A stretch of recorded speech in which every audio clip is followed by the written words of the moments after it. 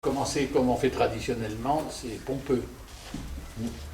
Mais ne pas non plus donner l'impression que ça nous a fait. Parce que bien sûr, on préférerait qu'il y ait 30, 40 personnes. Mais bon, c'est comme ça.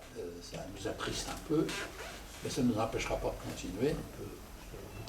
Alors, vous aviez vu durant toute cette saison qu'on a mis l'accent sur le mouvement citoyen nécessaire aujourd'hui pour sortir le pays du marasme. Nous y croyons, nous l'appliquons. Nous avons fait des rencontres qui montraient ça dans la vie, si vous voulez. Par exemple, on a reçu l'ANEF, c'est une banque citoyenne, gérée par les citoyens eux-mêmes. Nous avons reçu Terre de Liens, c'est des paysans, dont cet homme a été un acteur. C'est des paysans souvent arrivant à la retraite qui se sont rassemblés, qui ont mis quelques économies et qui favorisent, ce faisant, l'installation de jeunes agriculteurs, jeunes gens, jeunes filles, en bio. Nous avons reçu une équipe de citoyens qui, comme c'est le cas à Grenoble, à Saint-Étienne, à Bordeaux, mais nous avons reçu ceux de Montpellier qui sont en train de construire, et certains font vivre, une sécurité sociale alimentaire. Sans doute d'autres, et les copains là me compléteront, on veut démontrer ce que on a décidé de se tutoyer parce qu'à un moment de notre vie, on avait plein de points de vue politiques communs, mais non, on ignorait l'un l'autre. Je vous dirais comment j'ai abouti, si je peux dire, à cet homme. En commun, nous pouvons changer la société. En commun, c'est le mot qui convient. Alors, à un moment donné, nous n'avions pas senti le besoin d'aller piocher dans le passé pour alimenter, instruire notre démarche. Et puis, un jour, je crois que c'est le journal de l'Humanité, à moins que ce soit ailleurs, Le Monde Diplo, j'ai vu le livre de Michel Pigenet, que je vous présente, sur les États généraux démocratiques, 1944 automne, 1945 juillet à peu près. J'enlève rien à ce que va dire Michel Pigenet tout à l'heure.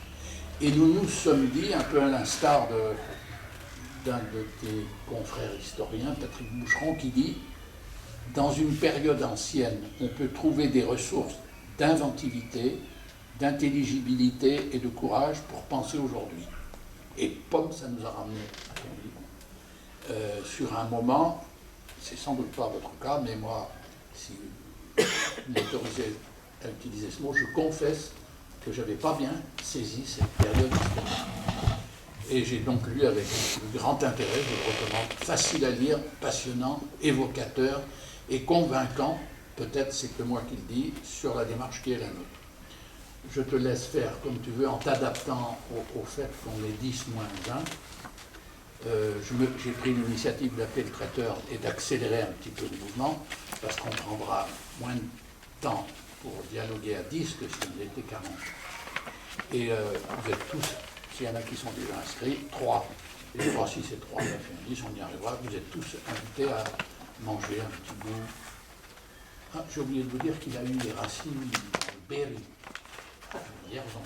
Alors peut-être qu'on n'est plus le pâté aux pommes de terre, le jambon d'Auvergne, etc., le Saint-Nectaire, bref. On fait un petit lunch debout, ce qui permet de continuer l'échange. Bien, merci. Mal poli. Cet homme ne sera pas venu d'une manière pas assez entraînante comme à l'instant. Il nous a permis de distribuer, sans que nous levions le petit doigt, un tract à 18 000 exemplaires. La Montagne a fait un excellent papier et un tir sur la région à peu près à 18 20 000, je ne me rappelle plus bien le chiffre exact. Plus 3 petits placards, ce que j'appelle les confettis, qui annonçaient déjà la rencontre de ce soir. Plus l'émission de RMB à 2 reprises, Radio Montluchon Bourbonnais, à 2 reprises, qui a présenté et le contenu et l'auteur. Donc je dis ça, c'est pour t'encourager. Il y a dans ta venue, il y a du bon, du très bon. Non, puis si je peux ajouter un mot, c'est aussi filmé, ça sera diffusé sur notre chaîne YouTube. Donc on pourra aussi demander à des gens d'aller regarder la vidéo. Bon, en tout cas, merci de m'avoir invité, merci de m'accueillir. Et puis on va dire que c'est parce qu'il y a eu une trop grande propagande que les gens se sont crus informés et qu'ils n'ont pas jugé utile de se déplacer. Bon, alors, je trouve ce que rappelait Pierre tout à l'heure sur vos préoccupations, elles croisent en effet des préoccupations anciennes, et heureusement d'ailleurs qu'elles sont anciennes, et qui, dans le contexte très particulier de la libération, invitent à imaginer des choses que peut-être, dans des temps ordinaires, on n'oserait pas envisager. Alors, le problème de ces États généraux, c'est qu'ils ont été un moment fort d'expérience démocratique. Tu le rappelais, en gros, de l'automne 1944 jusqu'à juillet 1945, avec des hauts et des bas, parce qu'il faut quand même bien le saisir, la période est extraordinairement compliquée et mouvante. À l'automne 1944, la France n'est pas encore complètement libérée. La guerre se poursuit à l'ouest, à l'est, en Asie. Et on est dans une situation d'incertitude totale que le titre même du gouvernement qui est en place reconnaît. Gouvernement provisoire. On pourrait dire un gouvernement, c'est toujours provisoire, mais là, celui-là, il l'indique même dans son titre, gouvernement provisoire de la République française. Dans un pays où il y a un gouvernement, mais où il n'y a pas eu d'élection. Les dernières élections remontent à 1936, autrement dit, presque une décennie, et il s'est passé tellement de choses que les hommes ont changé, ils ont disparu pour certains, ils font autre chose. Donc, pas d'élection, pas d'institution, il n'y a pas de constitution encore, et on parlera d'ailleurs de gouvernement provisoire jusqu'à ce qu'une constitution soit enfin adoptée et mise en application. Il faudra s'y reprendre à deux fois. Quand je dis que la période est mouvante et complexe, on élira une première assemblée constituante qui établira une constitution, qui sera repoussée, et il faudra élire une deuxième constituante qui élaborera une constitution qui, celle-là, sera adoptée. Bon. Alors, on est dans une situation très mouvante, et on est dans un monde qui à la fois porte, alors elle n'est pas encore terminée, mais déjà on sait que le bilan de la guerre va être terrible. On le sait déjà, on sait déjà qu'il y a des millions de morts, morts au combat, morts sous les bombardements, et là, beaucoup de civils, morts en déportation. On n'a pas encore une idée de ce qu'a été la déportation, mais on devine que ça va être immense. Et puis on a une France, alors elle n'est pas la seule en Europe, mais le pays est asphyxié. Imaginez qu'en 1945, sur toute l'année, la production agricole, elle est d'un tiers inférieure à ce qu'elle était avant la guerre. C'est-à-dire, concrètement, on manque de tout. Et on manque de tout, même pour l'alimentation. Au moment où la libération arrive, alors ça dépend des régions, on va dire fin août 1944, la ration de pain, parce que les Français sont rationnés, c'est 350 grammes par jour et par habitant. Si on calcule avec les données d'aujourd'hui, on dirait 350 grammes, on est loin de manger ça aujourd'hui. Oui, mais à l'époque, le régime alimentaire n'est pas le même. Avant la guerre, c'était 550 grammes. Donc on voit que ça a reculé. Et ça va encore reculer. Et c'est ça que beaucoup de Français ne comprennent pas. En septembre 1947, 3 ans après la libération, la ration de pain tombe à 200 grammes par jour et par personne. Je parle de l'alimentation, mais pour l'industrie, la chute est encore plus grande, plus forte. La production industrielle en 1945, elle est égale à seulement 40% de ce qu'elle était avant-guerre. Donc, on manque de tout. On manque de médicaments, on manque de charbon, on manque d'électricité, on coupe le courant dans la journée, on n'a pas de gaz, on manque de tout. Alors, à la fois parce qu'il y a eu des destructions, les bombardements, et puis aussi parce qu'il y a eu le pillage de l'occupant, qui s'est servi sur la bête, qui a mis non seulement les frais d'occupation à la charge du pays, mais aussi qui a mis l'effort de guerre allemand à la charge des Français. Alors, toute l'Europe est dans la même situation, mais voilà. Donc une situation catastrophique économiquement. Si on mesurait par rapport aujourd'hui la dette, dont on nous parle beaucoup, mais proportionnellement, elle est 20 fois plus grande. Bon. Et pourtant, dans ce contexte-là, il y a une immense aspiration à des changements, qui n'est pas qu'en France. Je vais faire un tour par Philadelphie, aux États-Unis. Au mois de mai 1944, donc c'est un peu avant les événements dont je vais parler, il se tient une conférence internationale. C'est la conférence de l'Organisation internationale du travail, un aéropage qui comprend des syndicalistes, des employeurs aussi. Et à l'occasion, à la fin de cette conférence, il y a une déclaration qui est votée à l'unanimité et qui dit bien l'esprit du temps, pas qu'en France, dans le monde. Dans le monde, moins évidemment les pays sous l'Allemagne nazie. Bon. Ça commence par un premier point. Et ce premier point, on pourrait toujours le mettre encore aujourd'hui en exergue. Le travail n'est pas une marchandise. Alors, c'est plus un projet qu'une réalité à l'époque. Et d'ailleurs, aujourd'hui encore. Mais cette organisation internationale, elle met en premier point de sa déclaration, le travail n'est pas une marchandise. Et il continue.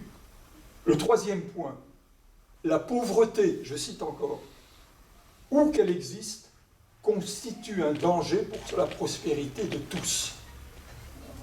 Remettez ces propos dans ce qui se dit aujourd'hui, où le chacun pour soi, où je me porte mieux si j'écrase les autres. Non, là, c'est tout l'inverse qu'on dit. La pauvreté, où qu'elle existe, constitue un danger pour la prospérité de tous. C'est l'idée de solidarité qu'il y a derrière là. Alors, je ne vais pas énumérer comme ça, mais il y a toute une série de points qui vont dans le même sens.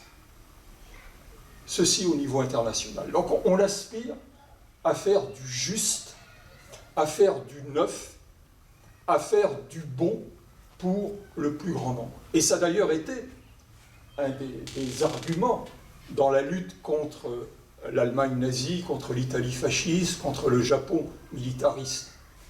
Cette guerre, il faut la gagner parce que sinon c'est la barbarie, mais il faut la gagner aussi parce que le monde que l'on reconstruira sera différent. Et c'était un motif de combat que cette espérance entre un monde pour un monde nouveau. Alors, revenons en France. La libération a lieu et il y a un projet dans cette libération qui a été porté par la résistance, mais plus largement par le Conseil national de la résistance, qui regroupe des mouvements de résistance, les syndicats, les deux syndicats de l'époque, la CGT, qui est largement dominante, mais aussi la CFTC, qui regroupe 8 partis politiques. Et alors, dans ces 6 partis politiques, pardon, et c'est large, ça va du Parti communiste, le plus à gauche, en ajoutant le Parti socialiste, le Parti radical, ce qu'on appelle à l'époque les démocrates chrétiens, mais aussi des partis de droite. Il y a 2 partis de droite. Alors il ne faut pas se fier aux noms. Hein. Des fois les noms annoncent des étiquettes qui ne sont pas tout à fait celles des praticiens. Il y a la Fédération républicaine, qui ne l'était pas tellement, et puis il y a l'Alliance démocratique, qui n'était pas non plus très démocratique. Mais ce sont des partis de droite. Ce sont des partis qui, en 1936, ont lutté contre le Front populaire. Ce sont des partis qui, en 1938, ont appelé à la revanche sur le Front populaire. Eh bien, on les trouve dans le CNR. Et ils vont, ces partis, ces syndicats, ces mouvements de résistance, tomber d'accord sur un programme commun qu'ils ratifient tous. Alors ça ne s'est pas fait tout seul, mais ils finissent en mars 44, le 15 mars 44, par tous l'accepter. Et ce programme, c'est une dizaine de feuilles. Il n'est pas très... c'est pas un livre. Hein. Il comporte 2 parties. Une première partie qui est la lutte contre l'occupant, parce qu'en mars 44, l'occupant est toujours là. Donc c'est au fond, c'est un appel aux Français à rejoindre la résistance et à lutter avec elle pour libérer le pays.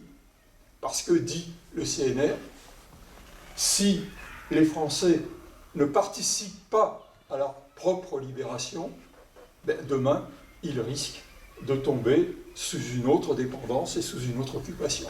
Et au fond, sur le terrain militaire, on retrouve là la même idée qu'on va retrouver sur le terrain économique, politique et social, c'est prenez en main votre destin. Cette question, et ça vaut aussi dans la lutte contre l'occupant. Ne le déléguez pas à d'autres, ceux qui sont déjà là dans la résistance, ou bien aux armées alliées, à l'armée américaine, à l'armée anglaise, le soin de vous libérer, il faut que vous y participiez vous-même. Ça, c'est le premier plan.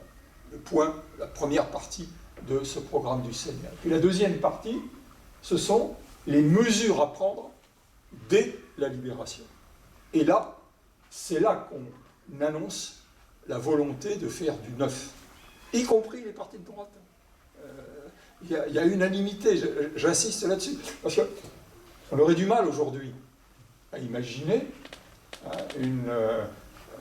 un conseil quelconque où siégeraient, pour être d'accord ensemble, de Mélenchon jusqu'à Wauquiez ou Retailleau, mettrez celui que vous voudrez, ils sont en compétition en ce moment, on n'imagine pas ce qui pourrait les retrouver. Eh bien, contre l'occupant, pour libérer le pays et pour le transformer, ils ont réussi à se mettre d'accord. Alors, parfois il y a du flou, mais quand même il y a la volonté de faire du neuf, il y a la volonté de faire une république nouvelle. C'est-à-dire une république démocratique et sociale. C'est-à-dire une république où le citoyen, la citoyenneté, ne s'arrêtera pas aux portes des entreprises, sur le lieu de travail, mais où le lieu de travail sera aussi un lieu où on pourra s'exprimer, on pourra faire valoir ses droits, faire valoir ses revendications. Alors, je n'entre pas dans le détail du contenu du CNR, si vous voulez, on y reviendra, et on prévoit de se donner les moyens de cette démocratie sociale et économique, par exemple, par le retour à la nation, c'est la formule qui est employée, on dirait plus vite aujourd'hui, les nationalisations, des grands moyens de production et d'échange, de l'énergie, de la banque, de la finance. Parce que, dit-on, il ne peut pas y avoir de démocratie là où existent des féodalités économiques. Bon. Donc, c'est prévu dans le programme cela. Et puis il y a l'extension des droits des citoyens, des droits dans l'entreprise, des droits pour les paysans, des droits pour les salariés, et ainsi de suite. Donc, ce n'est pas l'objet de mon propos d'aujourd'hui, je risque d'être bavard, hein, donc, j'écarte ça.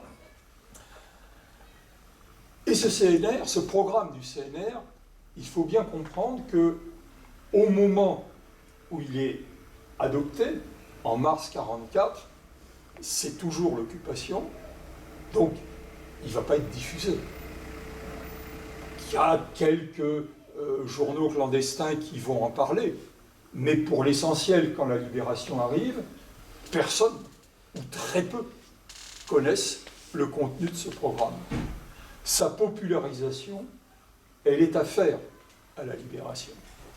Et c'est la raison pour laquelle le CNR, à la fin août 1944, décide de continuer à fonctionner.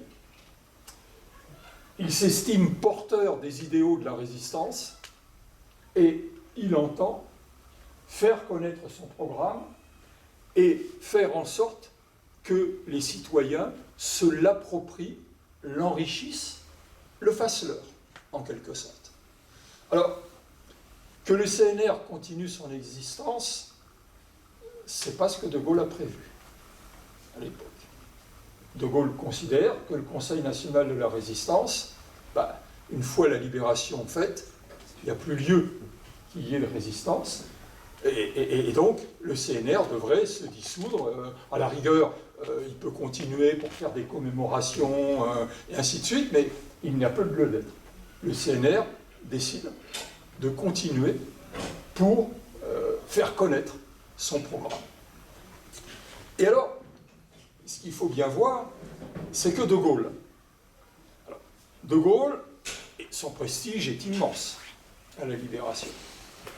D'une certaine façon, il est regardé comme celui qui a incarné le refus de la défaite, le refus de l'occupation et, d'une certaine façon, la résistance, même s'il était à l'ombre.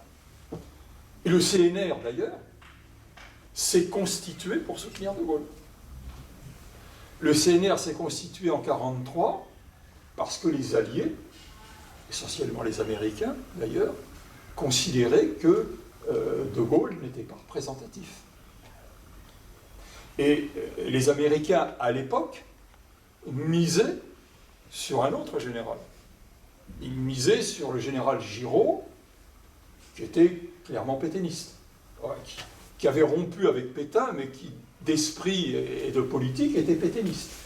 Et le risque était donc, si la France était libérée par les Alliés, que les Américains mettent en place Giraud, c'est-à-dire, en fait, continue Vichy sans Pétain. Le danger, il est vraiment là. Et c'est la raison pour laquelle De Gaulle se tourne vers la résistance intérieure. Il envoie Jean Moulin et il donne la consigne à Jean Moulin d'essayer de réunir toute la résistance intérieure et que cette résistance intérieure lui apporte son soutien et témoigne aux Alliés que la résistance en France, elle est avec De Gaulle. Donc, le CNR et De Gaulle se soutiennent. Sauf que De Gaulle, la libération réalisée, il pense que le CNR n'a plus lieu d'être. Alors, De Gaulle, il tire sa légitimité de l'histoire récente, de son prestige, qui est immense, et ajoutons qu'il sait cultiver et entretenir. Mais il est à la tête d'un gouvernement qui ne procède d'aucune élection. Sa légitimité institutionnelle ou démocratique, elle n'est pas là. Encore une fois, dans une république démocratique, le gouvernement tire sa légitimité des élections. Il n'y en a pas. Et Il ne va pas y en avoir tout de suite. On le sait, ça, en 1944. Pourquoi? D'abord, parce qu'il faut finir la guerre. On n'organise pas des élections en pleine guerre. Ça peut se faire, mais c'est quand même très compliqué.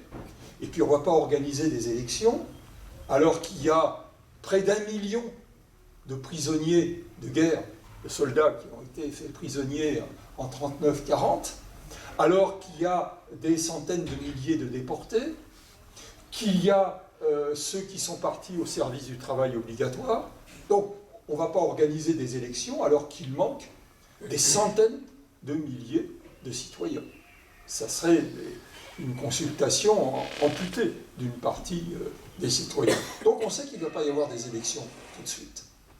Par conséquent, on est dans du provisoire et on est dans une légitimité démocratique très faible. Alors, quel contre-pouvoir y a-t-il par rapport à De Gaulle? Bon, il y a une assemblée consultative.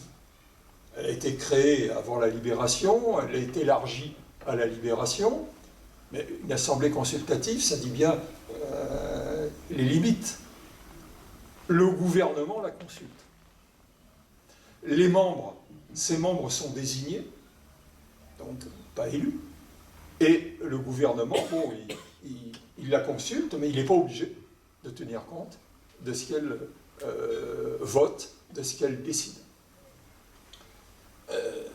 Et donc, le contre-pouvoir, le seul contre-pouvoir qu'il peut y avoir, c'est le CNR, le Conseil national de la résistance, et avec lui, les mouvements de résistance, les syndicats, les partis qui sont dans le CNR.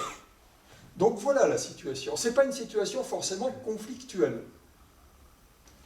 Encore une fois, le CNR reconnaît l'autorité du GPRF, du gouvernement, de De Gaulle. Mais De Gaulle se passerait volontiers du CNR. À un moment, il reçoit les membres du CNR, c'est juste après la libération de Paris, qui s'est mal passé du point de vue du CNR. Le CNR aurait voulu que De Gaulle, alors je ne sais pas si vous avez vu les images de l'époque, les documents de l'époque, on voit De Gaulle devant l'hôtel de ville, où il dit « Paris libéré ». Bon, l'image est un moment fort et émouvant, mais ce qu'aurait voulu le CNR, c'est que dans ce discours, d'abord De Gaulle proclame le rétablissement de la République et qu'il dise « Mon programme, c'est le programme du CNR ». Et sur les deux points, De Gaulle refuse. Il dit la République, mais elle n'a jamais été abolie. Et puis, le programme du CNR, il ne connaît pas. Et De Gaulle ne se réfère jamais au programme du CNR. Évidemment, il le connaît. Mais il ne veut être obligé par aucun programme. Alors, des fois, il va dans le sens du programme du CNR, mais pas forcément, et en tout cas pour lui, ce n'est pas sa référence. Et c'est la raison pour laquelle, très vite, le CNR décide, puisqu'il ne peut pas y avoir d'élection, d'imaginer une consultation des Français.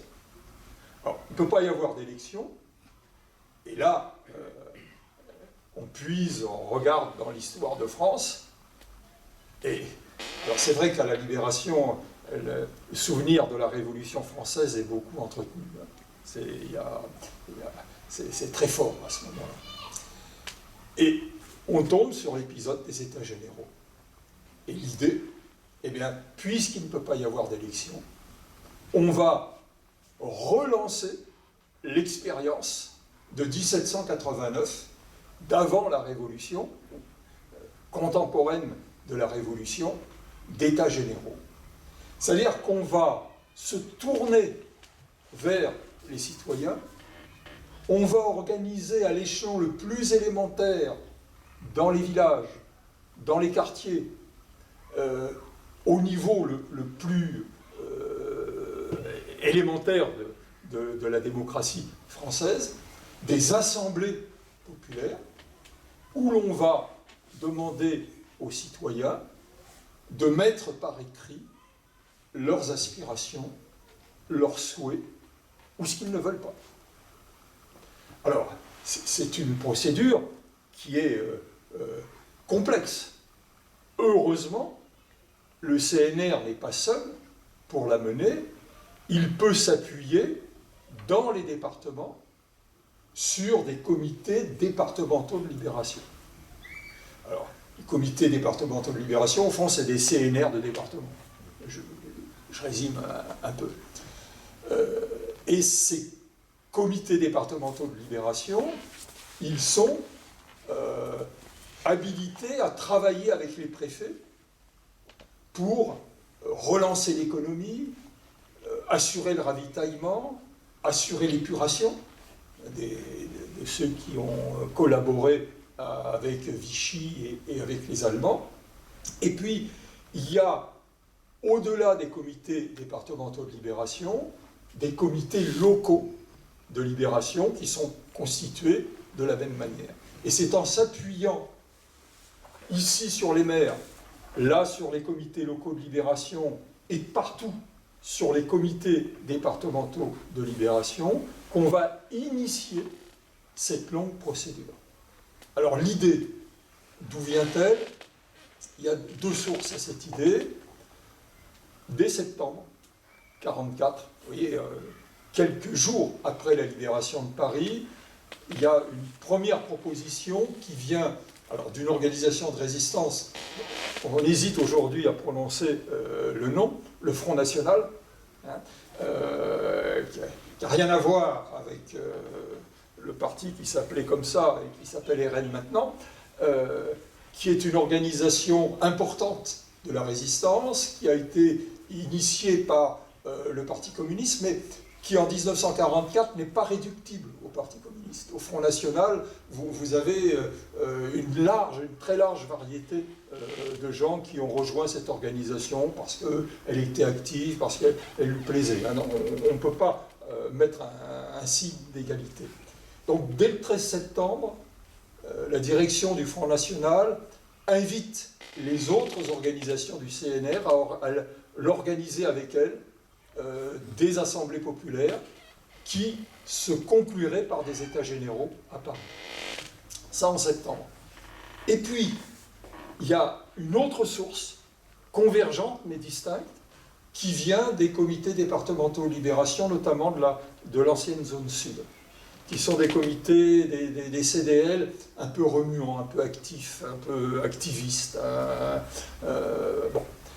Et eux, ils se réunissent d'abord dans les Alpes, puis dans la vallée du Rhône, et en octobre, début octobre, ils se réunissent à Avignon. Ils sont une quarantaine, et eux aussi avancent l'idée d'états généraux. Bon. Donc, l'idée est dans l'air, et le CNR la fait sienne. Alors, je vais passer sur les A, parce qu'il y a des hauts et des bas. Dans un premier temps, on pensait qu'il serait possible, à la mi-décembre, d'organiser ces états généraux. Non, on ne peut pas. L'état du pays tel que je l'ai décrit, les moyens de communication qui fonctionnent très mal, on n'a pas le temps. Les CDL, les comités de libération sont accablés de tâches, donc c'est trop court comme délai. Et puis il y a la guerre qui continue. Donc l'idée d'états généraux va être relancée à plusieurs reprises. Et elle va être vraiment mise en œuvre au printemps 1945. La fin de la guerre en Europe, le 8 mai 1945, soulage les choses. Alors, rien qu'en Europe, parce qu'elle se continue en Asie. Les bombardements d'Hiroshima et de Nagasaki ont lieu au mois d'août 1945. Bon, mais au printemps 1945, quand la paix est acquise en Europe, eh bien, on relance, là, cette fois, de façon décisive, l'idée des États généraux. Donc, on va lancer la machine avec l'idée que ces États généraux se concluront par une grande réunion à Paris, qu'on a prévue au mois de juillet 1945, et dont l'apothéose sera le 14 juillet 1945, la première fête nationale de la libération. Alors, comment ça marche? Il faut bien dire qu'au départ, il y a beaucoup de scepticisme et d'interrogation sur comment organiser ça. Alors, généralement, c'est les CDL qui prennent les choses en main. Ils envoient des courriers aux maires ou aux comités locaux de libération. Ils se proposent de venir dans le village, dans la commune. Alors, premier temps, on réunit la population. Alors, ça dépend des endroits. Il y a des villages où c'est au tambour du village qu'on convoque la population. Ailleurs, c'est le facteur qui distribue dans les boîtes aux lettres des convocations. Mais en tout cas, généralement, ça se déroule en deux temps. Il y a une première assemblée populaire où là, on présente le programme du CNR. Parce que l'idée initiale, hein, c'est quand même de faire connaître le programme du CNR. Et puis là, on discute. Et puis, les gens, les participants sont invités à enrichir ce programme.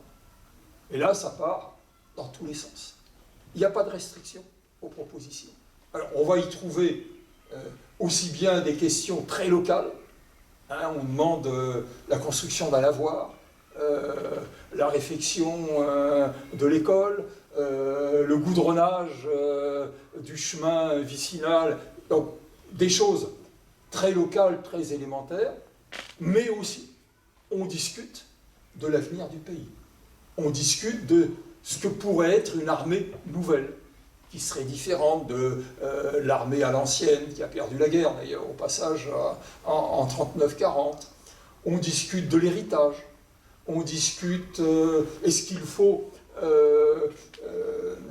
limiter la surface des propriétés?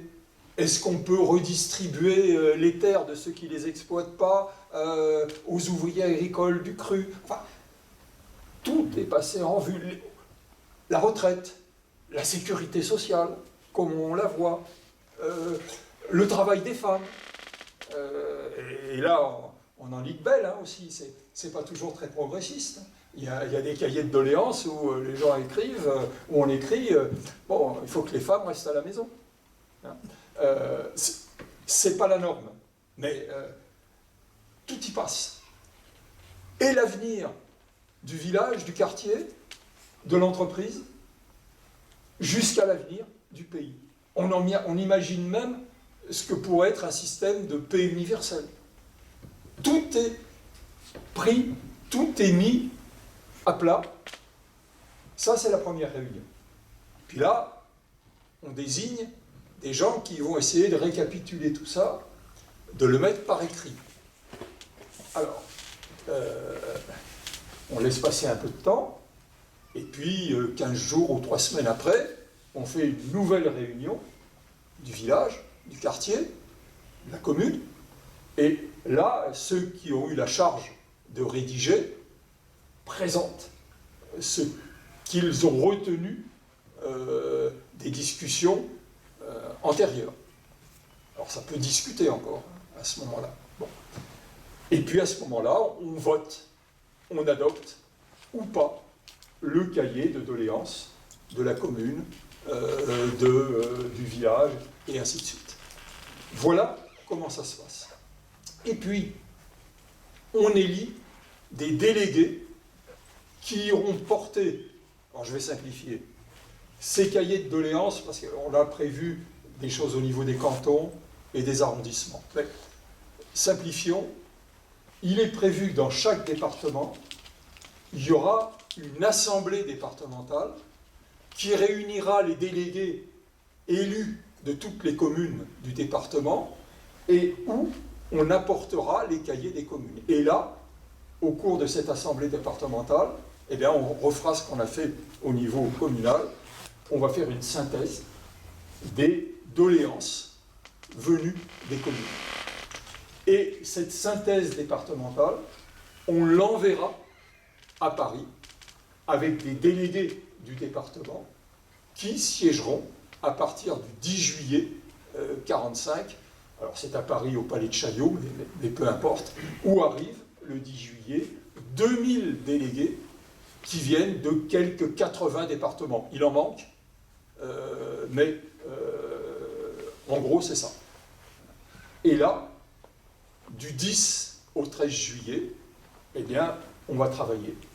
Alors, en fait, les cahiers ont été envoyés un peu avant, et un peu avant, il y a 1/10 des délégués qui sont venus, qui ont commencé à élaborer des résolutions, des synthèses de ces cahiers venus. Alors, il y a 10 commissions au total. Il y a une commission de la défense nationale, il y a une commission de l'enseignement, il y a une commission de l'agriculture, de l'industrie, il y a une commission du progrès social. Et donc chacune, à partir des cahiers de doléances qui sont remontés du département, vont proposer des synthèses. Et pendant 3 jours, on va discuter de ça. Et chose tout à fait exceptionnelle, alors des fois ça monte, hein, les discussions sont vives. À un moment, Louis Saillant, qui est le président du CNR, qui est un syndicaliste, est obligé de taper sur la table en disant on n'est pas dans un meeting. Hein, bon, et malgré ces tensions, malgré ces moments où il y a des discussions vives, la plupart des rapports et des résolutions qui émaneront de ces échanges seront adoptés à la quasi-unanimité. Et là, il y a des gens de tout horizon. Parfois, on a dit les États généraux étaient manipulés par le Parti communiste. Alors, bon, moi, je suis allé dans les archives, hein, j'ai regardé, et il y a des communistes, bien sûr, aux États généraux. Ça, c'est indéniable. Mais ils ne représentent que 9% du total des délégués de ces États généraux. Ils sont en force politique les plus nombreux. Bon, ils doivent être environ 150. Il y a 115 socialistes, mais il y a des radicaux, il y a des MRP, il y a des gens de l'Alliance démocratique, de la Fédération républicaine, et puis il y a énormément, c'est la majorité, de sans-partis. Et donc, on a là une assemblée qui est finalement assez représentative de la population et représentative aussi de ses aspirations. Et ces documents qui sont adoptés concluent, au fond, cette phase qui a été essentielle. Elle retrouve le programme du CNR, elle lui donne une légitimité et une épaisseur qu'il n'avait pas auparavant. Les États généraux s'achèvent donc le 13 juillet. Il y a une très grande manifestation le 14 juillet où les représentants des États généraux, le CNR, et puis des centaines de milliers de Parisiens défilent. Ils défilent dans les beaux quartiers, d'ailleurs. Parenthèse, cette manifestation part de la Concorde et s'achève à la Bastille, ce qui n'est pas le trajet habituel des manifestations populaires. Et puis, curieusement, on ne parle plus, après, des États généraux, et on n'en parlera plus. C'est la raison pour laquelle j'ai titré mon livre « Une expérience démocratique oubliée ». Alors, est-ce que ça veut dire, pour autant, que les États généraux n'ont servi à rien? Je ne le pense pas. Je ne le pense pas. De 2 points de vue. Dans l'immédiat, ils obligent De Gaulle à reculer. De Gaulle avait prévu qu'il y aurait un référendum qui limiterait les pouvoirs de la première Assemblée constituante. Il avait même pris la parole à la radio en disant qu'une Assemblée constituante souveraine, ça serait une menace de dictature. Et le 13 juillet, il recule. Il accepte que, dans le référendum, on demande aux Français est-ce qu'ils souhaitent que cette Assemblée constituante soit souveraine ou non. Faire reculer De Gaulle, hein, en 1945, c'est pas... c'est pas fréquent. Et puis surtout, de façon plus fondamentale, les élections qui vont avoir lieu en octobre, le 21 octobre, il y aura à la fois le référendum avec 2 questions, et puis il y aura l'élection de l'Assemblée constituante.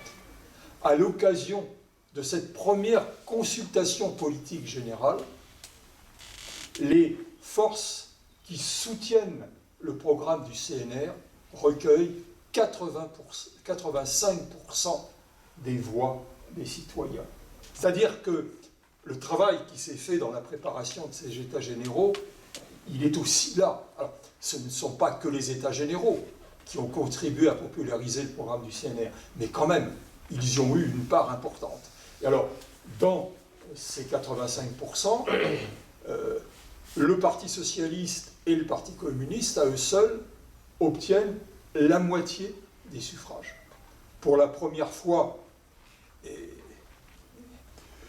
et pour longtemps, avant que ça se représente, les 2 partis ouvriers, à l'époque, obtiennent la majorité des voix.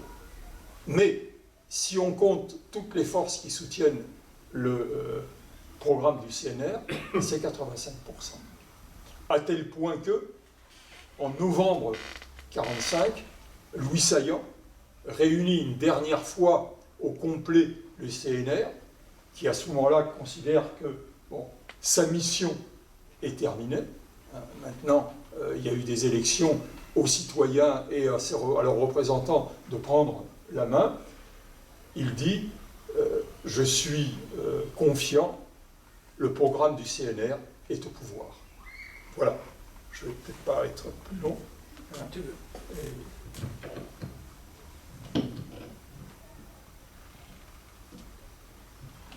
Quel dommage qu'on ne soit pas 150. On parle entre nous comme ça. Là. Alors, Oui. tu as parlé du De prendre le micro. le pain de la taration qui c'est en moins Non, tu peux recommencer, Jacques. Oui. On a parlé du pain et de la ration qui s'est amoindrie. On n'a pas parlé de la qualité. Moi, je l'ai vécu, la qualité. J'avais 8 ans en 1944. Ben, je peux vous dire que c'était pas du pain, c'était noir. Les enfants ont fait des crises de furonculose pas possible. Il y a eu en plus, un peu plus tard, 2 ans ou 3 ans après, une épidémie de diphtérie qui a été terrible. Moi, j'ai dans ma famille une jeune de 14 ans qui en est décédée. Et il y en a eu de nombreux. Moi, j'ai résisté. Je l'ai eu aussi, mais j'ai résisté. Voilà. Mais c'était, voilà, ces 2 choses-là, je les ai vécues, c'est très représentatif de ce moment-là.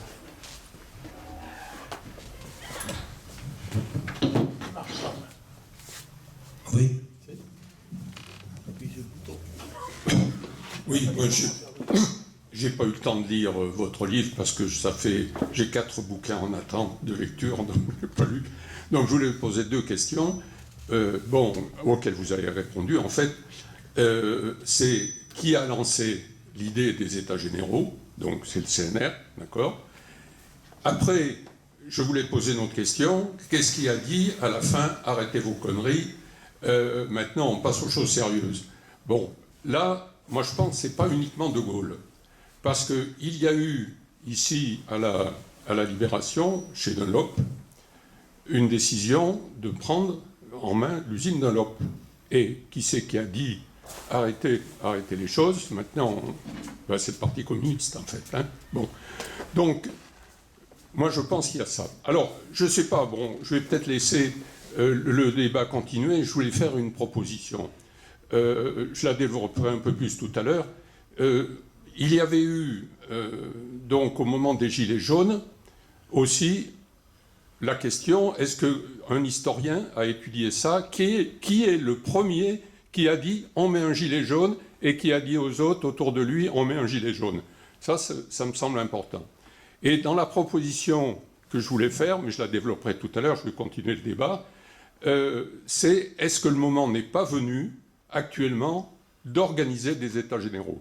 Parce que là, au moment, en 44-45, les partis progressistes étaient pour le CNR, participaient largement au programme du CNR. Là, actuellement, dans la situation actuelle, parce qu'ils ne voient que l'élection présidentielle en ligne de mire, pensant chacun qu'ils vont être assez forts pour mobiliser les gens, je pense qu'il faut que, plus que jamais, les citoyens s'en emparent. Et deuxième raison, c'est que là, c'était à l'issue de la guerre qui avait fait des millions de morts, mais là, si la Troisième Guerre mondiale prend une coloration chaude, il n'y aura plus d'espèces humaines sur la Terre parce qu'elle sera exterminée par les armes nucléaires. Donc je pense qu'il faut, c'est maintenant, c'est une question de survie pour l'espèce humaine, c'est maintenant qu'il faut prendre les choses en main. Et donc je vais faire des propositions qui aient des États généraux maintenant.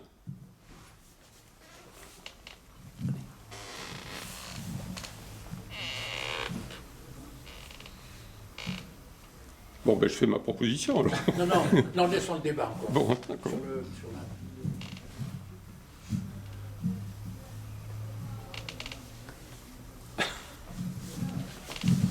Merci. Je crois savoir qu'il y a plusieurs membres du CNR qui étaient d'origine de Molusson. Est-ce que vous avez des éléments plus précis à ce sujet-là? Du CNR, du CDL, oui, mais du CNR... Ah, d'accord. Oui, oui. Et puis Pierre Villon, qui plus tard... Oui, alors plus tard, il reviendra il viendra dans l'Allier, mais plus tard. Hein. Sinon, Pierre Villon, il est d'origine strasbourgeoise. Mais il était longtemps le conseiller municipal. Oui. Oui, non, mais après la guerre. Après la guerre. Conseiller municipal où? À Molusson, dans les années 40. Ben, il a été député de l'Allier. Après, Je l'ai pas connu. Il était un des membres influents, dirigeants du Front National. Ah ben c'est le dirigeant du Front National. Mais Henri Rivière était membre du CNR. Oui, De Libération Nord. Oui, c'est ça. Et il est né à Montluchon. Ah, alors ça, je lui ai... C'était un collaborateur de Max Landon, quand D'accord. il était ministre de l'Intérieur. Mais bon, à la limite, c'est un détail. Hein. est-ce que vous savez quel est leur... est-ce qu'on peut savoir quel est leur rapport sur le CNR? Alors, dans le cas de Villon, alors, vous allez voir, c'est drôle, le CNR, quand même. Parce que, bon, tous les membres du CNR ont rarement siégé ensemble, pour des raisons de sécurité évidentes. Hein. Ils ont siégé ensemble le 27 mai 1943 pour la fondation, et puis après, le reste du temps, c'est un bureau du CNR qui comprenait 5 personnes. Et donc, du coup, certaines organisations n'étaient pas dans le bureau et déléguaient à un des 5 du bureau le soin de les représenter. Et donc, ce membre du bureau était chargé de les tenir au courant, d'être en rapport avec eux. Et si on prend le cas de Villon, alors Villon représentait au bureau le Front National, il en était le dirigeant, c'est normal. Le Parti communiste, il était aussi communiste, c'est normal. Mais il représentait aussi la Fédération républicaine, c'est-à-dire un des 2 partis de droite qu'il y avait au CNR. Et alors, le mandataire de la Fédération républicaine, qui deviendra gaulliste par la suite, c'était un nommé Jacques de Bubridel. Et ça, c'est éclairant parce que il y a des forces qui siègent au CNR qui sont représentatives de courants politiques, syndicaux, bon, ils sont mandatés. Mais en même temps, les gens qui se retrouvent au CNR, ils se créent entre eux des liens d'estime. Ils ne vont pas mélanger leurs idées. Ils restent attachés à leurs idées. Mais il y a des relations de confiance et d'estime qui se crée. Et donc, de Bubridel, la Fédération républicaine confie à un communiste le soin de le représenter au bureau. Alors, ça, c'est... Parce que les deux étaient très amis en plus, vous avez des liens très... Ils les ont créés Oui, mais... dans le CNR. C'est ça. C'est la lutte commune qui fait tomber les barrières. Encore une fois, ça ne lave pas les cerveaux. On conserve, j'ai dit, de Bubridel, il sera gaulliste. Bon, mais néanmoins, on ne peut plus avoir la même hostilité que quand on ne se connaissait pas. Et en plus, là, on s'estime parce que c'est dans la lutte commune, c'est contre le courage, on le vérifie, et c'est contre l'occupant. Donc, on ne peut pas douter du patriotisme de Villon. Et Villon ne peut pas non plus douter de l'honnêteté de Bubridel. Voilà, donc ça c'est, si vous voulez... Alors Villon, pour revenir à la question que vous m'avez posée, que je n'ai pas oubliée, quand on commence à discuter du programme, il y a des tas de propositions qui arrivent. Les propositions qui sont faites par les mouvements unis de la résistance, on va dire la résistance aux communistes. Je simplifie parce que c'est trop simplificateur.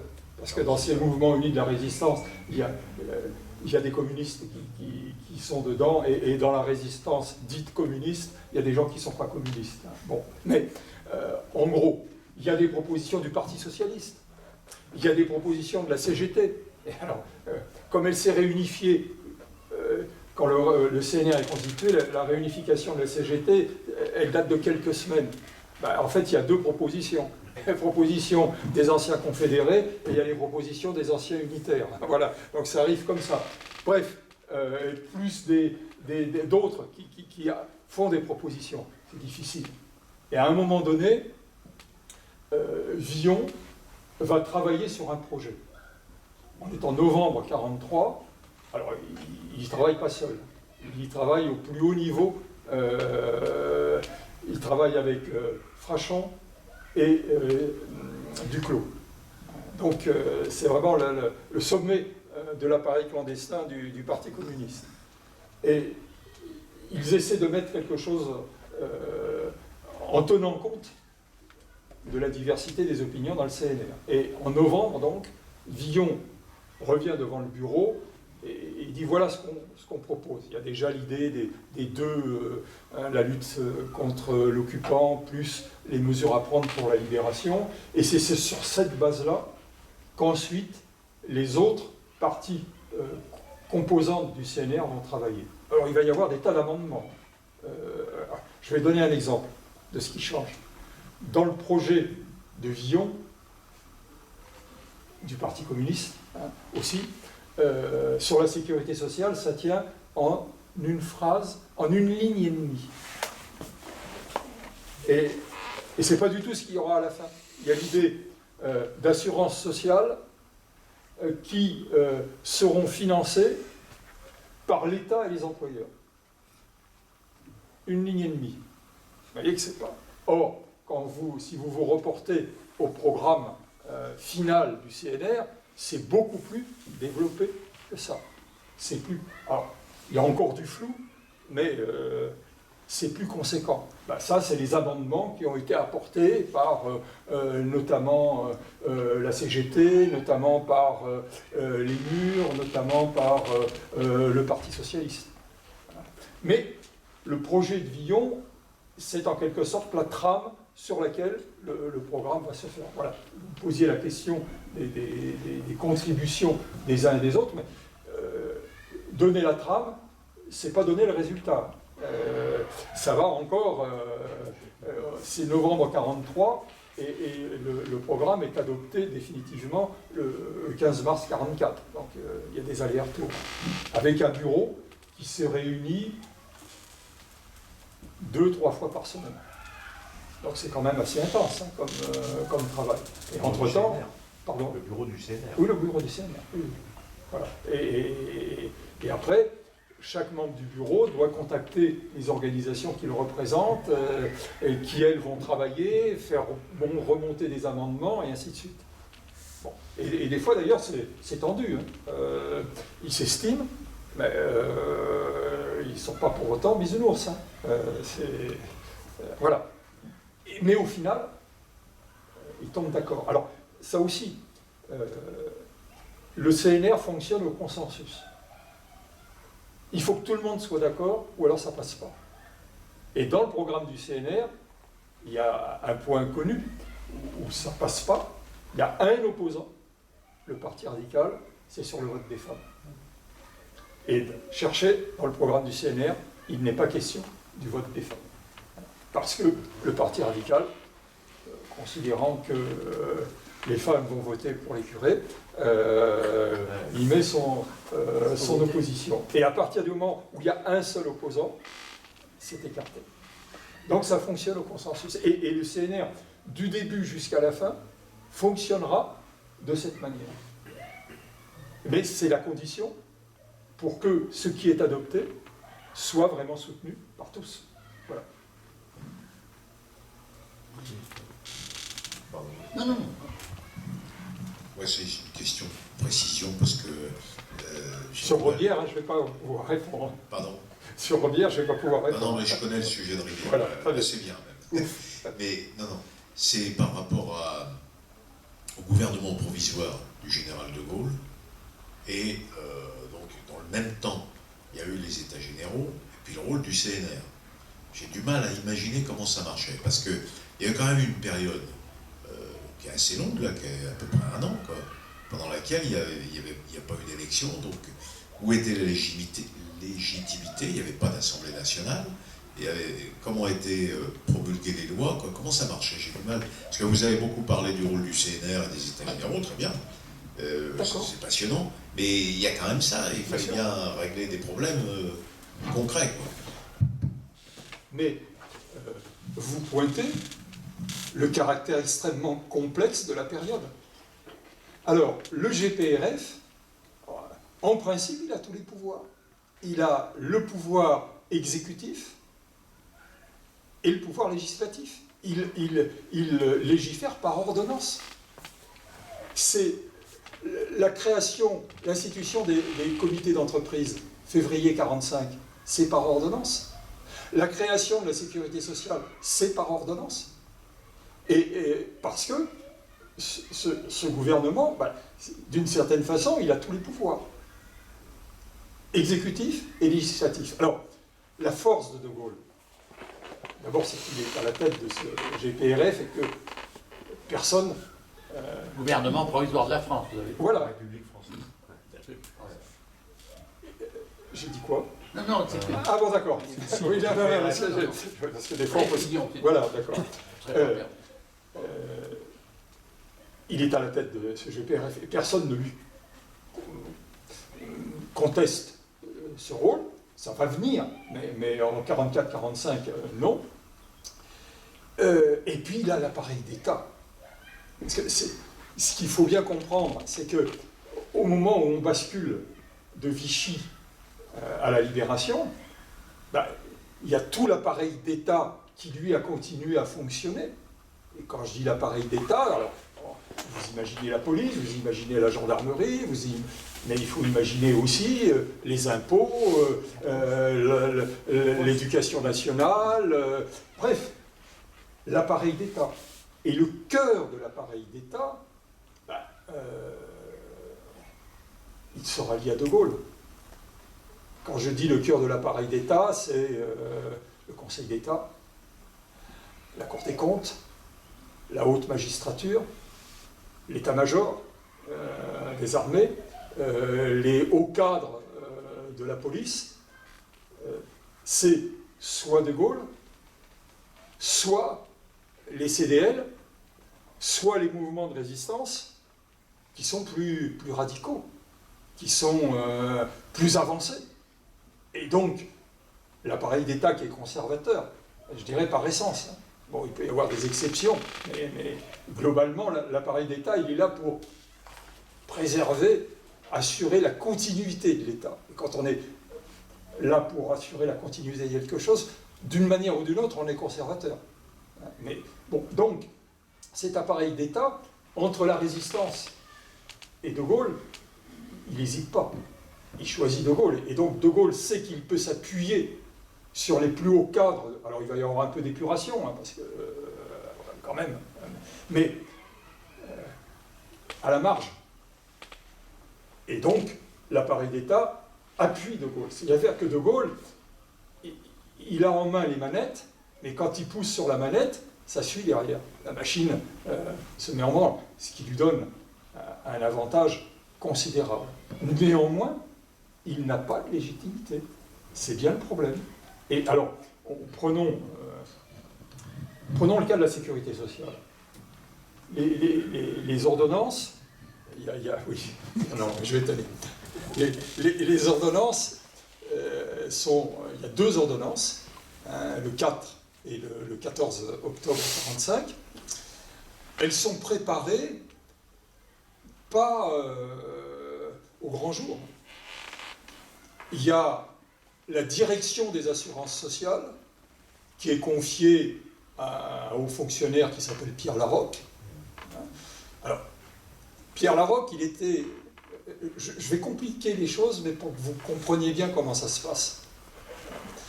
Pierre Larocque, c'est un haut fonctionnaire. Il a travaillé dans les assurances sociales dans l'entre-deux-guerres. Donc, il connaît la question. Parce qu'il y avait des assurances sociales. Hein. La sécurité sociale n'est pas née du néant. En 1940, Pierre Larocque, il est dans le cabinet du ministre du Travail qui s'appelle Belin. Belin, qui a longtemps été le numéro 2 de la CGT, et qui est en évolution accélérée, hein, qui rallie Pétain, qui accepte d'entrer dans son gouvernement comme ministre du Travail. Entre autres, il a aussi la production industrielle, mais il est ministre du Travail. Et c'est lui qui signera la dissolution de la CGT. Bon, vous voyez, il y a des gens qui évoluent quand même, hein, et parfois vite. Bon. Et Larocque travaille dans le cabinet de Belin, et il travaille à un projet de réforme des assurances sociales. Et puis il va quitter le cabinet de Belin parce qu'il est juif. Et à Vichy, les juifs, on ne les aime pas. Et donc il va quitter le cabinet de Belin, il va rejoindre la France libre, et il va être en Angleterre. Et là, d'ailleurs, en Angleterre, il se lie avec des réformateurs sociaux qui, en Angleterre, qui prévoient un plan de sécurité sociale en Angleterre, ainsi de suite. Donc, voilà. À la Libération, le ministre du Travail, Parodi, qui est un gaulliste, également un haut fonctionnaire, nomme Larocque à la tête des assurances sociales. Et donc, Larocque va utiliser une partie de ce qu'il avait déjà préparé auparavant, et il va préparer quelque chose. Normalement, c'est discuté en parallèle, pas forcément en interaction, mais en parallèle. C'est discuté en parallèle. Au CNR, il y a une commission qui travaille sur la sécurité sociale. C'est discuté à l'Assemblée consultative, où il y a une commission du travail qui est présidée par Ambroise Croizat, et qui aussi réfléchit. C'est travaillé au cours des États généraux. Et c'est travaillé dans les syndicats. Alors, parfois, chacun de son côté, et puis il y a des moments où ils confrontent. Le projet de Larocque de sécurité sociale vient en discussion le 11 juillet 1945 à l'Assemblée consultative. Il est d'abord discuté en commission. Il est incomplet, il n'est pas bouclé encore. Et quand le 31 juillet, on en discute en Assemblée plénière à l'Assemblée consultative, il n'est pas encore fini. C'est-à-dire que les députés, les représentants à l'Assemblée consultative vont voter sur un projet dont ils ne connaissent pas la totalité. Ils l'adoptent à la quasi-unanimité. Moins une voix et quand même un paquet important d'abstentions qui sont la CFTC et le MRP qui trouvent que cette idée d'unifier toutes les caisses, c'est pas bon, ça va les priver d'un contrôle qu'ils exerçaient sur les anciennes caisses auparavant. Mais voilà comment ça travaille. Et au fond, le seul organisme qui a toutes les données en main, c'est le GPRF. Et c'est De Gaulle, en fait. Parce que, donc, le GPRF, il y a des représentants du Parti Socialiste, il y a des représentants du Parti Communiste, il y a des représentants du MRP. Excusez-moi, il y a des ministres, là. Oui, il y a des ministres. Il y a des ministres. Mais De Gaulle, il tient son GPRF en main. Et il arrive que des ministres, y compris des ministres communistes, acceptent des choses que leur parti n'accepte pas. Ah oui, parce que l'autorité du bonhomme, elle est grande. Et puis, à tout moment, au fond, lui seul considère qu'il a la légitimité. Donc il peut renvoyer un ministre, en prendre un autre. Et d'ailleurs, c'est après le départ de De Gaulle que le chef du GPRF consultera, alors, je redis les choses autrement, pour être plus clair. De Gaulle discute par exemple avec le Parti communiste, et il lui dit « je vous donne 2 ministres, c'est moi qui vais les nommer. Je vous donne le ministère du Travail, je vous donne le ministère de l'Air, et c'est moi qui choisis vos ministres. Ce n'est pas les partis qui proposent. » Alors il y a une période de négociation, il leur refuse, par exemple pour les communistes, il leur refuse l'intérieur, il leur refuse la défense, il leur refuse la justice, tout ce qu'on appelle les ministères régaliens, c'est pas pour les communistes. Pas le droit. Voilà. Bon. Et il leur dit, voilà, par contre, le ministère du Travail, ça vous va bien, en quelque sorte, et ça empêchera qu'il y ait des grèves. On va peut-être revenir à ce que vous avez évoqué tout à l'heure. Mais c'est moi qui vais choisir. Alors, il ne choisit pas n'importe comment. Hein. Quand il adopte, après les élections d'octobre 1945, Parodi va cesser d'être ministre du Travail. Et à ce moment-là, De Gaulle accorde le ministère du Travail aux communistes. Il va prendre Croizat, qui a présidé à l'Assemblée consultative la Commission du Travail. Donc, il ne les prend pas n'importe comment. Il choisit des personnes qui ont une compétence. Mais c'est lui qui les choisit. Alors voilà, donc voilà comment ça fonctionne.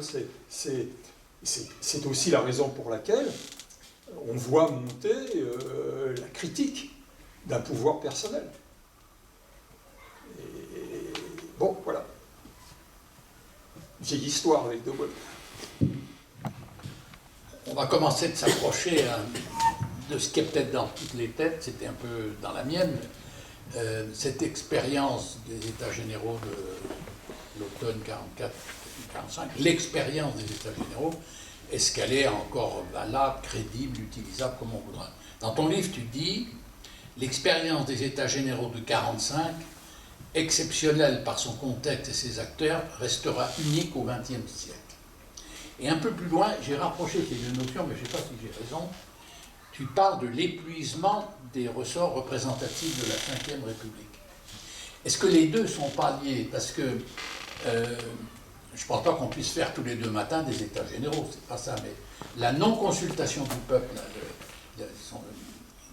toute la direction au sommet, etc., est-ce qu'elle n'explique pas, est-ce qu'elle n'éclaire pas, en tous les cas, l'épuisement des ressorts représentatifs de la Ve République? Et après, on pourrait en revenir à ce que disait Gérard, parce que, encore une fois, est-ce qu'on peut aujourd'hui lancer quelque chose? Alors,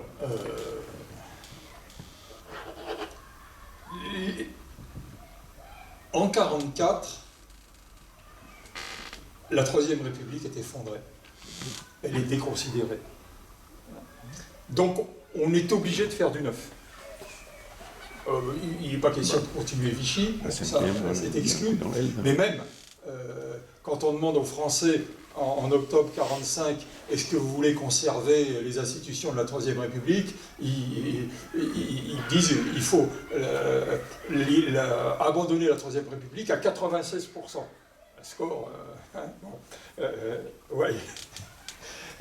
Donc là, de ce côté-là, personne n'en veut. Et donc on est obligé de faire du neuf. Aujourd'hui, il y a l'épuisement, oui, je pense, mais cet épuisement, il était d'une certaine façon dans les gènes de la Ve République. Parce que la Ve République, quand même, par rapport à la Quatrième, crée des institutions qui prennent leur distance par rapport aux citoyens. Alors vous allez me dire, pourtant, c'est sous la Ve République qu'on a instauré l'élection du président de la République au suffrage universel. Donc, ça semble être le contraire. Et puis, au début, la Ve République pratique beaucoup le référendum. Mais est-ce que l'élection du président de la République au suffrage universel, est-ce que le recours au référendum avec une seule réponse, oui ou non, éventuellement on peut s'abstenir, mais est-ce que c'est une procédure hautement démocratique? Certes, on consulte, et c'est le peuple citoyen qui, au final, tranche. Mais ça oblige, en quelque sorte, à procéder par élimination, et pas par enrichissement, et pas par appropriation par le citoyen. Et on le voit bien, c'est flagrant aujourd'hui, les citoyens votent contre plus qu'ils ne votent pour. Et là, il y a quelque chose qui s'est détraqué. Je ne parle même pas de l'usage du référendum, où depuis 2005, on sait qu'il peut y avoir une réponse, et puis une pratique qui est le contraire. Bon, mais indépendamment même de cela, je m'interroge. Je pense que la Ve République, elle porte l'étard de ses origines. Il ne faut quand même pas oublier que la Ve République, en 1958, elle est née d'un soulèvement militaire. Et que le vote massif, indéniablement, qu'il y a eu en faveur de la Ve République en septembre 1958, 80%, là aussi un score qui en ferait rêver plus d'un, il s'est fait aussi parce qu'il y avait la crainte que si cette constitution n'était pas acceptée, l'armée risquait à nouveau d'intervenir dans la vie. Donc c'est un vote qui s'est fait aussi par contrainte. Et ça, la Ve République, cette origine-là,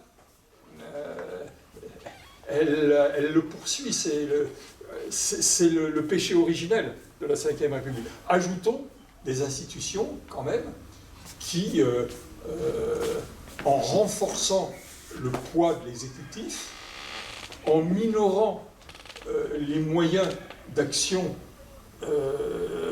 du Parlement, qui est quand même l'organe où la représentation nationale est la plus fine, en tout cas beaucoup plus fine, que quand il s'agit d'élire une personne à la présidence de la République. Et on a découvert, alors le 49.3, on le connaissait, mais on a découvert des 49.1, des 43 ceci, des 43 cela, et on a vu que dans cette Ve République, il y a une multitude de possibilités qui sont données à l'exécutif pour passer outre les aspirations des citoyens, voire le vote des élus mandatés pour cela. Donc je crois qu'en effet, là, on est... alors, il y a eu des personnages et des circonstances exceptionnelles qui ont fait que ça marchait, mais là, on le voit bien depuis maintenant au moins 2 décennies, ça patine, ça ne marche plus. Et en effet, pour revivifier cela, il n'y a pas d'autre solution qu'un appel au peuple, mais qu'un appel au peuple dans ses profondeurs et en lui donnant vraiment la parole. Et quand on lui donne, il la prend. Regardez ce qui est arrivé. Alors, vous évoquiez les Gilets jaunes. Alors, il y a eu l'ouverture. C'est pas les cahiers de doléances, mais il y a eu une procédure. Alors, sans doute n'a-t-elle pas été aussi massive que l'ont été les États généraux, mais néanmoins, il y a eu une expression. Et cette expression, finalement, une bonne partie de la population, même celle qui ne s'est pas déplacée, pourrait s'y retrouver. Et on n'y retrouve pas ce qu'on a parfois dit, où c'était contre les immigrés, contre... Non, ce sont des aspirations sociales qui sont sorties de cette consultation. Donc, quand on donne la parole, quand on crée les conditions pour que le peuple prenne la parole, à ce moment-là, il parle et il réfléchit. Et il discute. Et dans cette discussion naît un enrichissement. Voilà. Oui, justement, sur les gilets jaunes, je ne sais pas s'il marche le micro. Non. Sur les gilets, j'ai appuyé sur le bouton pourtant. Il faut le monter. Ah, d'accord. Oui, sur les gilets jaunes, à Doyer, nous avions constitué au moment des gilets jaunes une assemblée citoyenne du bassin minier, parce que ça fait partie, Doyer, d'un ancien bassin minier qui regroupe 7 communes.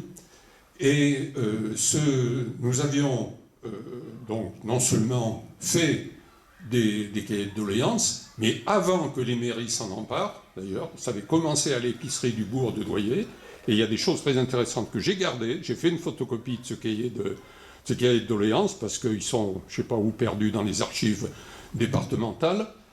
Et nous avions également fait une proposition aux assemblées citoyennes qui avaient commencé à Commercy et qui ont continué après à Saint-Nazaire. On n'avait pas pu participer à Commercy, mais on avait participé à Saint-Nazaire. Avec le mandat, on avait 2 délégués qui avaient été envoyés à Saint-Nazaire, avec le mandat d'organiser des états généraux nous-mêmes.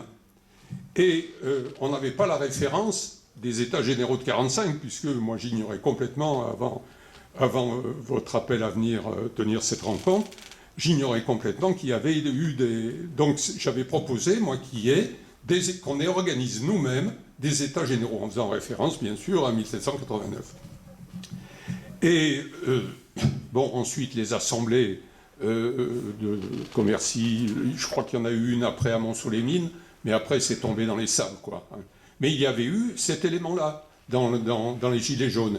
Un autre moment où il y a eu des choses intéressantes, c'était au moment du référendum de 2005.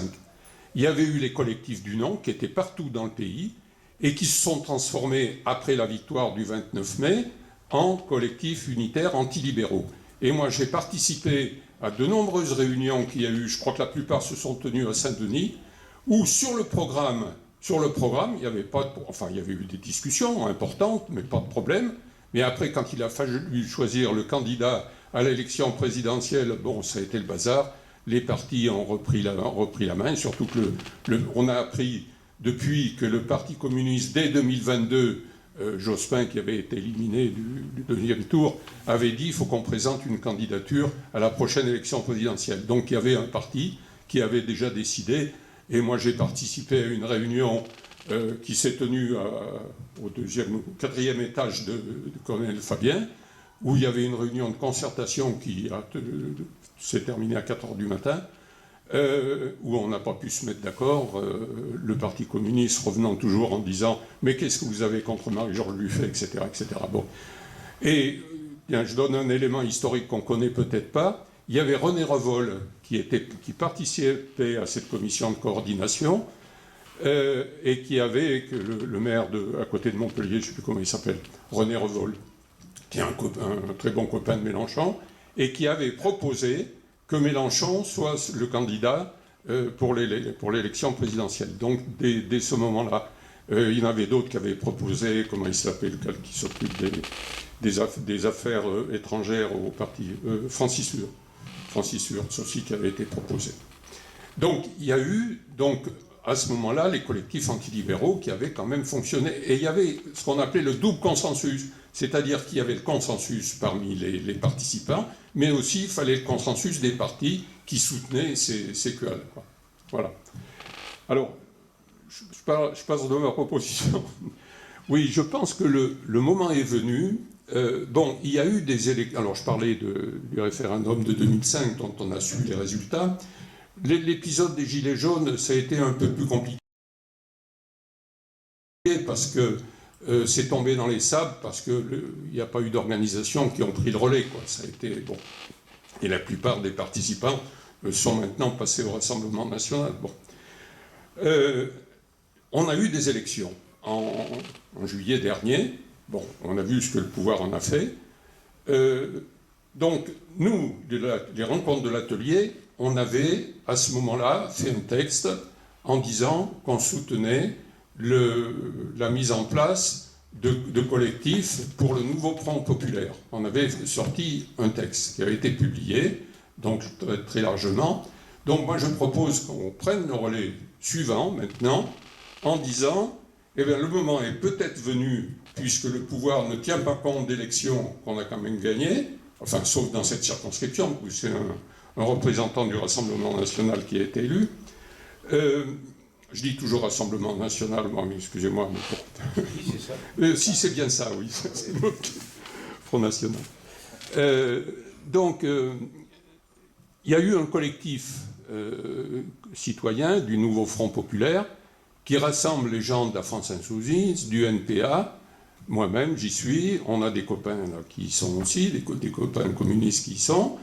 Et il y a aussi des non-encartés qui sont là. Bon, c'est une amorce. Moi, je propose qu'on puisse, nous, les rencontres de l'atelier, dire, mais est-ce que le moment, suite à cette rencontre de ce soir, est-ce que le moment n'est pas venu, compte tenu des urgences que je disais tout à l'heure, et la venue du Front National annoncé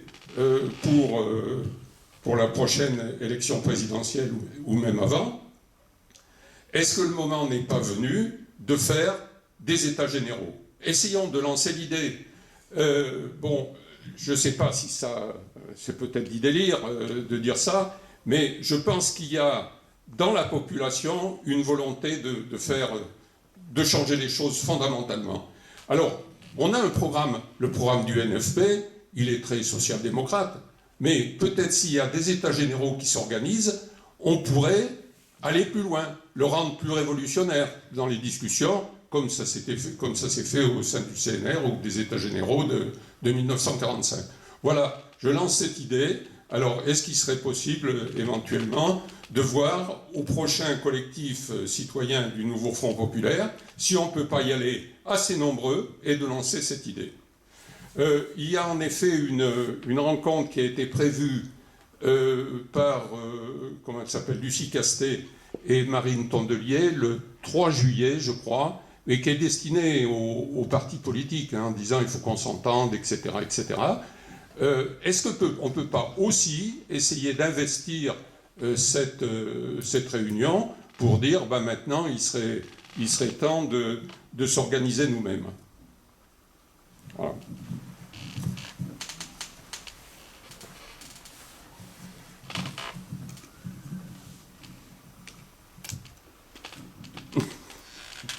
Asseyez-vous, parce que... Mais simplement, je vais quand même prendre la parole parce que je trouve que j'ai fini le bouquin et comme on fait souvent, j'ai fait l'introduction une fois que le bouquin était fini. Hein, et je l'ai rédigé au mois de juillet de l'année dernière, au moment où, vous savez, c'était comme la fumée noire au Vatican. On cherchait une première ministre et personne n'allait.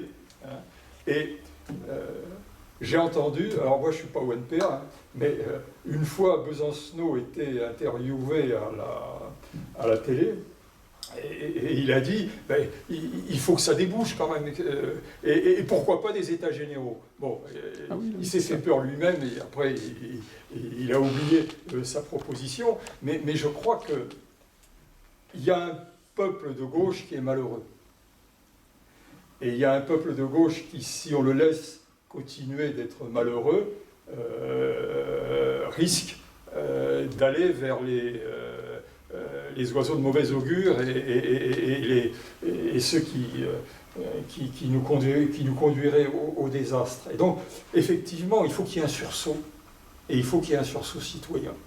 Et je crois que l'idée d'États généraux, c'est précisément ce qui obligerait les formations politiques qui ont un esprit de boutique lamentable et suicidaire à être obligés de réagir, parce qu'il se passerait quelque chose avec eux s'ils le veulent, mais en dehors d'eux s'ils ne le veulent pas, et s'ils n'ont pas l'intelligence, à défaut du courage, de jouer le rôle, parce qu'ils sont nécessaires. Mais il faut les déborder. Je crois en effet vous dites investir, j'ai aussi bien subvertir, mais en tout cas, il faut rendre la parole déjà au peuple de gauche, large, qu'il s'habitue à se retrouver, à discuter, à dire ce qu'ils veulent, et puis laisser des traces de ça et faire en sorte que la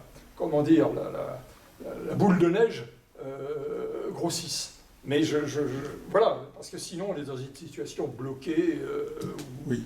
Un autre élément, moi je pense que vous évoquiez tout à l'heure la fraternité qui existait entre les gens qui étaient au CNR. Moi, je peux témoigner de la fraternité qui existe au sein du collectif citoyen Nouveau Front Populaire local.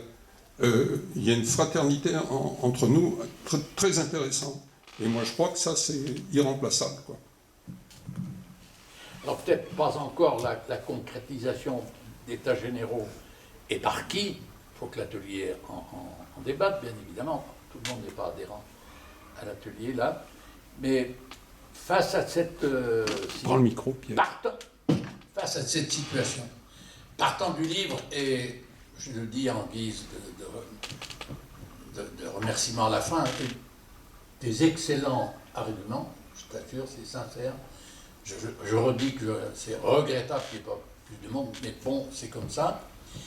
Est-ce que, considérant l'apport du livre et des arguments, considérant la situation telle qu'elle existe, est-ce que parmi la première revendication des progressistes, c'est pas des états généraux pour redonner la parole au peuple? C'est ça qu'il faut, en 2 minutes, si vous voulez, que nous discutions. Est-ce que c'est ça la bonne réponse? Est-ce qu'il y a un autre moyen? Parce que qu'est-ce que nous disons toujours derrière notre panneau, nous? C'est ça, donner la parole au peuple. Et pourquoi pas les états généraux? Ça parle, ça a une force historique, comme dirait Boucheron.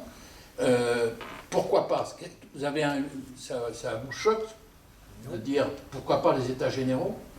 Est-ce que c'est pas le moyen, y compris par tous ceux qui sont insatisfaits du PS, du PC, des Verts, etc., qui s'éloignent de la politique, qui peuvent dévoyer, comme tu l'as dit?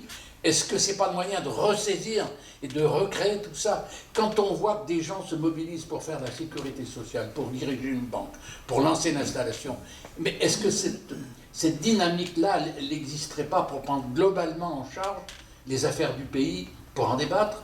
Mais bien sûr, il me semble bien sûr que si. Non? Est-ce qu'on aurait le feu vert de l'Union européenne? Si on commence comme ça, on est perdu. Hein. Est-ce qu'on aura l'accord de Macron? Hein, non, c'est le peuple qui décide. Hein. Vous savez, je crois qu'il y a d'autres pays en Europe où la même insatisfaction politique existe. Et voilà. Bon, les états généraux de 89, ils ont eu un certain écho ensuite dans le reste de l'Europe. Hein. Donc voilà. Mais la Commission européenne, ça c'est une autre histoire. Je suis d'accord. Ouais, j'ai envie de dire. Enfin, je sais pas. C'est pour la boîte.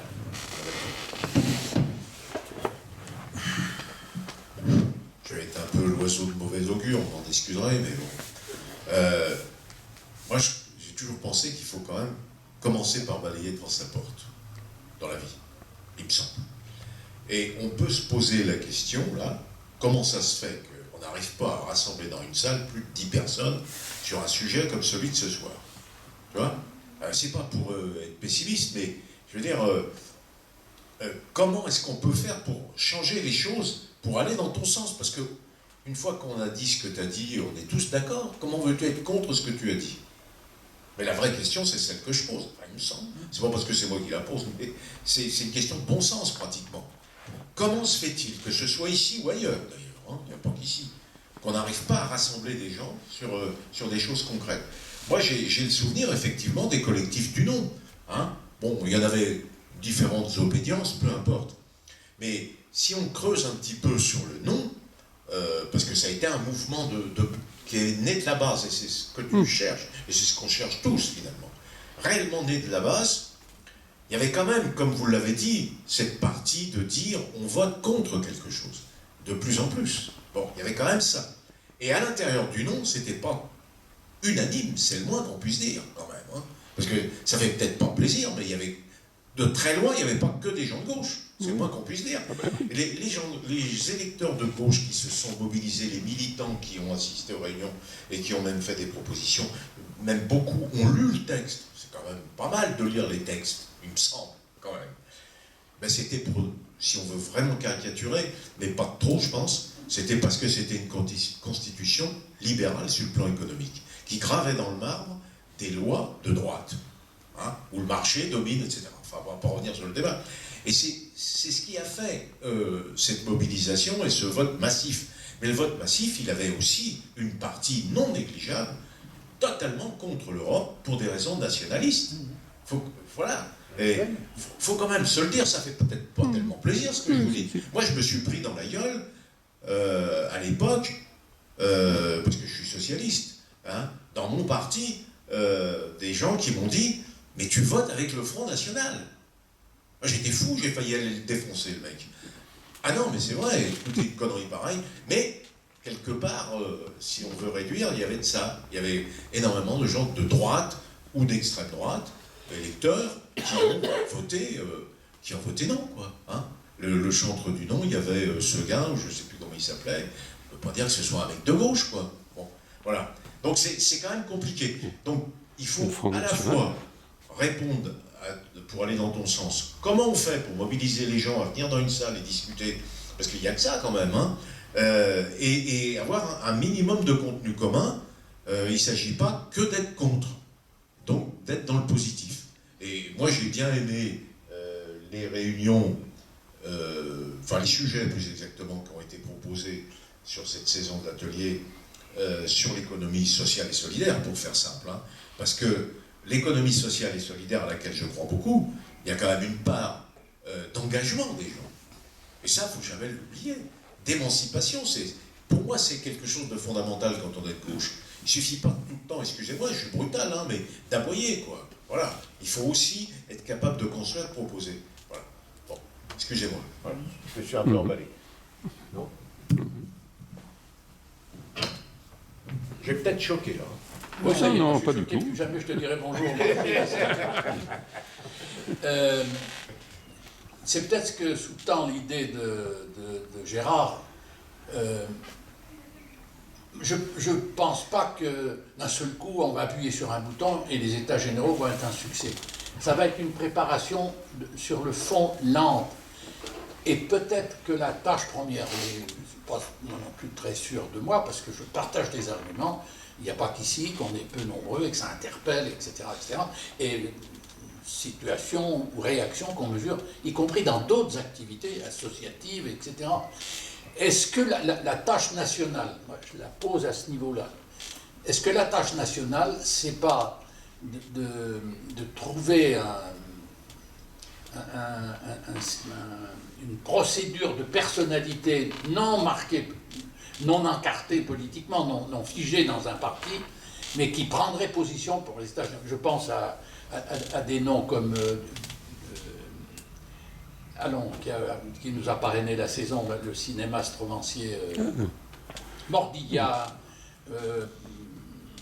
Pinson-Charlot, Monique, etc. Trouver il faudrait qu'il y ait une interpellation très forte de la population. Non, c'est pas. N'oublions pas comment on fait pour amener les gens dans une salle. Bon. Ça c'est quand même un gros sujet. Mais l'idée que c'est un processus, que ça va démarrer, il faut peut-être un coup fort médiatique, mais ensuite, en effet, pour remplir les salles, ça c'est quelque chose. Alors ça peut ne pas marcher, mais même sur la campagne de 2005, au départ, c'était pas la foule non plus. Hein. Oui. Et ça s'est connu par le bouche à oreille. Et à un moment donné, il y a le déclic s'est produit, voilà, et ça a pris. Moi, j'ai connu des amphis pleins à Clermont avec Raoul Margenard. Mais ça n'a pas démarré avec des amphis pleins. Ah non, Voilà. non, tout à fait. Je pense pas qu'on va trouver la réponse adéquate attendue par. Non, on la pose, faut la poser. On se sépare, Bons amis quand même.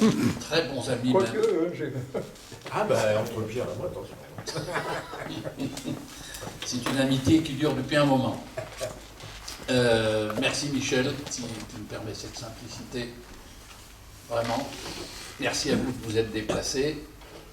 Il y a deux individus, l'un est sociologue, l'autre est philosophe, qui ont travaillé sur ces questions de placer le sort du pays entre les mains des citoyens et qui l'ont illustré et qui ont, échangeant depuis un fort longtemps, ont décidé de faire un livre en commun.